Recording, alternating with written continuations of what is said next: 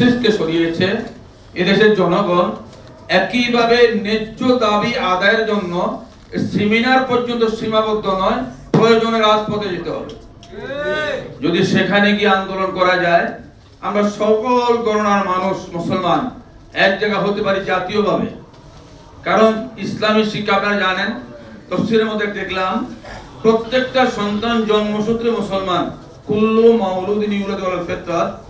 জন্ম নিয়ে আমরা ওয়া ওয়া বলি, তাফসীরে যে ওয়া ওয়া শব্দ বলি নাই, যেটাকে আরবিতে জমির বলে, বাংলাতে সর্বনাম, ইংরেজিতে প্রোনাউন বলে।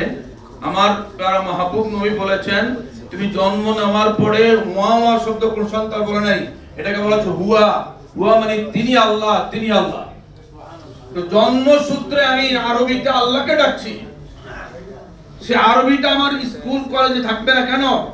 প্রাইমারিতে থাকবে না কেন? হাই স্কুলে থাকবে না কেন? কলেজে থাকবে না কেন? এটা আমার দাবি, এটা আমার ন্যায্য অধিকার, সাংবিধানিক অধিকার। আমার সাংবিধানিক অধিকারকে খর্ব করে যারা প্রথম ভাষার মধ্যে জায়গায় বসে আছে, এদেরকে আন্দোলনের মাধ্যমে হলো দাবি আদায় করতে হবে। আমি অনুরোধ করব, এই সেমিনারটা এখান পর্যন্ত সীমাবদ্ধ না, আপনারা সবাইকে ডাকেন না। এদেশের মানুষ ইসলাম প্রিয় মানুষ, এদেশ ওলি আল্লাহর মাধ্যমে এসেছে। আউলিয়া কেরাম এদেশে এসে খানেকা করেছেন, সেই খানেকার মধ্যে কোরআন তেলাওয়াত শিখিয়েছেন, আলিফ বাতা শিখিয়েছেন, প্রাইমারি স্কুল হয়েছে, মক্তব হয়েছে। সেখান থেকে আস্তে আস্তে ধারাবাহিকভাবে মানুষ ইসলাম শিখছে, কোরআন শিখেছে। আমি অনুরোধ করব, আমরা সবাই ঐক্যবদ্ধ হই।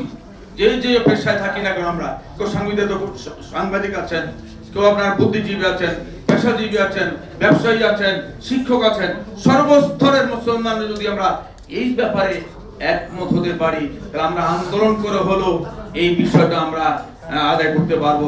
প্রাইমারি স্কুলে ধর্মীয় শিক্ষক নিয়োগ দেওয়া এটা স্বাভাবিক ব্যাপার, এটা সুন্দর ছোট্ট একটা ব্যাপার।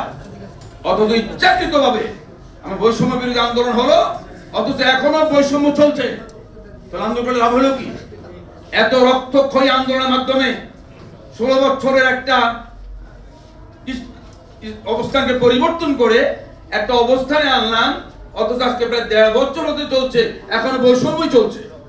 লাভ হলো কি বৈষম্য বিরোধী আন্দোলন করে?